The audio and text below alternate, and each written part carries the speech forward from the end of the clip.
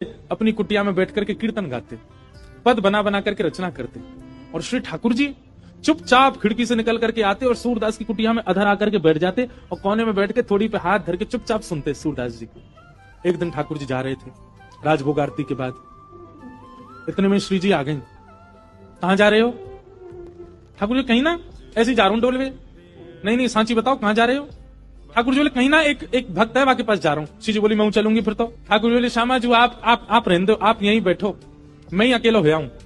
श्री जी बोली अगर मोए ना लेके गए तो मैं गुसाई जी से शिकायत कर दूंगी कि राजभोग के बाद तुम कहीं चले जाओ, और गुसाई जी खोज करो जी कहां जा मैं। ठाकुर जी बोले श्री जी आपके चरणों में प्रणाम करूं, आप मेरे संग चल दो, पर गुसाई जी तो शिकायत मत करियो मेरी, लेकिन एक बात को वचन दो। मैं बोल कहा उत्थापन आरती तो पहले आमेंगे हम दोनों वापस, मां रुकवे की मत करियो बात। आप बड़ी भोरी हो, बड़ी सहज हो, और वैष्णव चाहे कितनों दीनहीन हो, कितनों भावबार हो, वहां पे कृपा करवे की मत सोच लियो। आपको तो मन है जाए यहाँ पे सब लुटाए दूं, सब दे दूं, ऐसे मत करियो। चुपचाप जानो, चुपचाप आनो है, और मैं इशारा कर दूं तुरंत उठ के आ जाइयो। श्री जी बोले हाँ मैं आ जाऊंगी।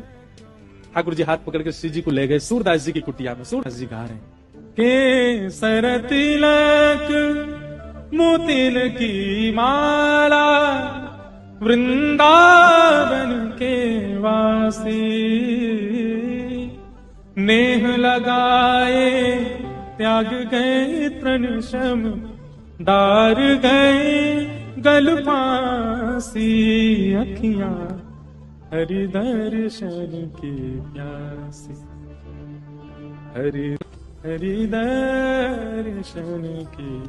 ठाकुर जी बैठ के सुन रहे हैं मंद मंद, श्री जी के नेत्रन से आंसू गिर रहे हैं। ठाकुर जी धीमे धीमे पहुंचने बोले श्यामाचू हल्ला मत करियो जी, जग जाएगो, और जगह को कहा हमें पकड़ लेगो, जान नहीं देगो, और फिर यहाँ पे कृपा कर दी तो फिर सबन पे करनी पड़ेगी, हमारे रो मत। बिल्कुल सूरदास जी ने अपनी लाठी उठाई और उठ करके अपनी कुटिया से बाहर जाने लगे। श्री जी बोली जी कहां जा रहे हो बाबा? अरे आंधरो बाबा कहीं गिर नहीं जाए, हम यहाँ के संग चलें, कहीं गिरवे बारो होगा तो बचा लेंगे। ठाकुर जी बोले मैंने पहले ही मना करी, आप तुझे सब कृपा पिपा ना करनी कोई पे, और समय है गो उत्थापन को, मैं गुसाई जी मंदिर खोल देंगे, चलो जल्दी मंदिर में। श्री जी बोली ना ना बस ये जहां जा रहा हूं वहां तक याद छोड़, यहां में फिर चल देंगे मंदिर में। ठाकुर जी बोले पहले ही मना कर रहा हूं मत चलो मेरे संग। आ गई है जबरदस्ती, अब मां मंदिर में हम दोनों नहीं मिलेंगे तो श्री गुसाई जी बड़ी डांटेंगे। श्री जी पीछे पीछे चलन लगी। चलते चलते सूरदास जी भी वहां गए जहां गहरो गड्ढा। सूरदास जी जैसे ही गड्ढा की ओर जाने लगे, श्री जी बोली अरे देखो श्याम सुंदर जी गिर जाएगो बाबा, गड्ढा में गिर जाएगो, या के माथे में लग जाएगी, हाथ पांव में लग, या को पकड़ लो रोक लो। अब यहाँ तो किशोरी जी जा रही है बचावे, तब तक सूरदास जी कूद ही गए, और कूदते अरे भैया, अरे कन्हैया, अरे लाला, अरे भैया कोई काम को सुनना हो तो नहीं देखियो, अरे मैं आंधरो गिर गऊं कुआ में, अरे भैया मैं यहाँ से बचाई लियो। श्री जी बोले ठाकुर जी या तो इनको बाहर निकालो नहीं तो मैं आपसे कट्टी आ जाऊंगी। ठाकुर जी बोले श्यामाचू मैं यही माने ना लेके आऊं आपको संग में, नेक में ही पिघल जाए, नेक में ही दया आ जाए आपके चित्त में ना, या को निकाल दो फिर कभी ना कहूंगी, या को बस बाहर निकाल के हम दोनों भाग जाएंगे यहाँ पे। ठाकुर जी ने ऊपर से झांक के देखी खूब गहरो। ठाकुर जी बोले कैसे निकालूं? श्री जी बोली एक तरीका है ना, आप अपनी कारी कमरी निकालो, मैं अपनी चुनरी निकालूं, दोनों में गुर्र गांठ बांध दो और बाकू नीचे पधरा दो, बाबा तो कह रहे पकड़ ले, पकड़ के हम यहाँ बाहर निकाल लेंगे। ठाकुर जी बोले ठीक है लाओ। श्री जी ने अपनी चुनरी दी, ठाकुर जी ने कारी कमरी पे बांध के और नीचे वह गड्ढा में डाल दी, और ऊपर से ठाकुर जी बोले बाबा हाँ भैया कौन है? अरे बाबा मैं यही गांव को छोड़ा हूँ, मैं अभी आवाज सुनाई दी, बाबा मैंने अपनो पटका नीचे डाल दिया, पकड़ लो आ जाओ ऊपर को। सूरदास हाँ भैया कहाँ को जाइए पकड़ लो। सूरदास जी ने पटका पकड़ो, श्री जी ठाकुर जी को खींच रही है, ठाकुर जी पटका को खींच रहे हो, पटका पकड़ के सूरदास ऊपर आ रहे हैं। कैसी कृपा सूरदास के ऊपर। सूरदास जी मन मन सोच रहे हैं बोले आज ये कहीं निकल के नहीं भाग जाए मेरे हाथ पे। सूरदास जी जैसे ही बाहर आए, बाहर आते सूरदास जी ने ऐसा नाटक किया जैसे उन्हें ठोकर लग गई, और ठोकर लगते जैसे ही गिरन लगे ठाकुर जी की ओर, ठाकुर जी तो किनारे है गए, श्री जी के चरणन में जाके गिरे सीधे, और चरण पकड़ लिए कस के। अब जैसे ही चरण पकड़े सूरदास जी ने, ठाकुर जी ने श्री जी को हाथ पकड़ करके जोड़ते खींची, तो सूरदास जी के हाथ में किशोरी जी की नूपुर रह गई, और किशोरी जी को लेकर ठाकुर जी भाजे, वो जल्दी चलो बाबा पकड़ ले को। सूरदास जी बोले अरे भैया कहां को चलोगो? अरे कौन सा? अरे भैया कौन ने निकारो में? ठाकुर जी चिल्लाते जा रहे बाबा मैया बुला रही फिर आऊंगो।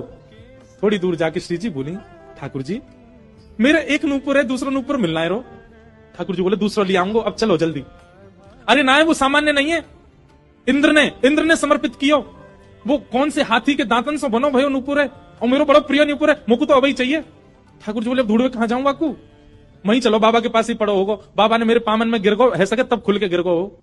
ठाकुर जी लौट के आए, ठाकुर जी लौट के आए, ठाकुर जी गए बाबा अरे भैया तू आगो, अरे मैं जो कह रहा हूँ मेरी एक सखी आई संग में, बा को नूपुर यहीं गिर गो, आपने देखो। सूरदास जी अपने बगल में दबा के बैठे। सूरदास जी बोले ना लाला मैंने तो ना देखो। बाबा आपके हाथ में लगता रहो बगल में, यही तो है मेरी सखी को नूपुर। अच्छा जे बोले हाँ ये, अरे जे तुम अभी अभी मिलो यहाँ पे। बाबा दे दो ना, ये मेरी सखी को नूपुर है। लाला जे नूपुर अगर मैंने तोय दे दियो और कहीं बाद में कोई सखी वास्तव में आके मुझे बोली बाबा मेरा नूपुर देखो का, मैं कैसे पहचानू कि वो सखी तेरे संग है?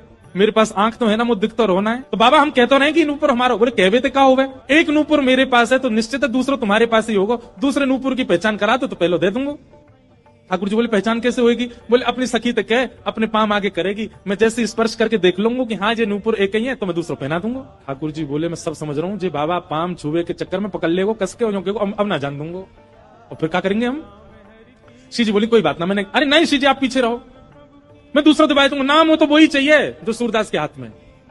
श्री जी आगे बढ़ गए, लो बाबा नूपुर देख लो। सूरदास जी ने जैसे स्पर्श किया समझ गए, अरे हाँ भैया ये तो वही नूपुर है, लो मैं पहना दूं। दूसरे पाम में सूरदास जी ने पहनायो और पहनाते ही महाराज अंक में भर लिए श्री जी के चरण। बोले अब ना जान दूंगो, मैं जान गया हूं जो साक्षात विश्वभानु दुलारी हैं, और लाला तू जो मुख निकाल के गयो मैं सब जान गया हूं, तू नंद जी को लाला है, जीवन निकल गाते गाते तुम दोनों के यश को आज पहली बार पकड़ में आयो, अब नहीं जान दूंगो। ठाकुर जी ने खूब खेची पर श्री जी नहीं छोड़ी सूरदास जी ने। ठाकुर जी बोले बाबा तू जो कहेगो सो करेंगे, जे बताओ करनो कहा है, तू कैसे छोड़ेगो? मैं नेत्रन से आंध हूं, मुंह दिखे ना है, पर मैं आपसे एक ही वरदान चाहूं, मेरे एक नेत्र में सदा श्री जी और दूसरे नेत्र में सदा आप विराजमान है जाओ, आपके नित्य दर्शन मुंह को होयो करें, बस यही वरदान दे दो। प्रिया प्रियतम दोनों ने युगल रूप में खड़े है करके सूरदास जी के नेत्रन पे हाथ धर दिए और कही सूरदास खोल के देखो। आज सूरदास जी ने पहली बार नेत्र खोले और शामा शाम के युगल प्रत्यक्ष दर्शन उनको है। फिर दोनों से प्रार्थना करिए बस एक वरदान दे दो, कहा मुझे फिर से अंधो बना दो, अब आप दोनों दिख गए, अब दुनिया में और कोई को नहीं देखना।